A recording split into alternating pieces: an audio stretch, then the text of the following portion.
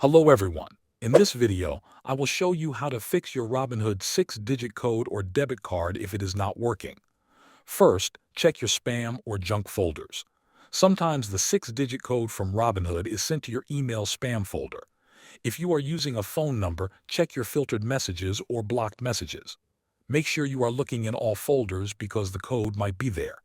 Next, make sure your debit card is activated. If you have a new physical card, you may need to activate it within the Robinhood app. Sometimes the app asks for the CVV or the last four digits of the card. Enter this information to make sure the card is ready for use. If the physical card still does not work, try using a mobile wallet. You can add your Robinhood card to Apple Pay or Google Pay. Using the card through your mobile wallet often works even if the physical card is being declined. If none of these steps work, contact Robinhood support. Open the app, go to the menu, and select Support. Choose the option for login or debit card issues. Explain your problem clearly, including whether it is the 6-digit code or the debit card that is not working. Support can help reset your access or guide you on what to do next. Following these steps will usually solve the problem and let you use your Robinhood account without issues.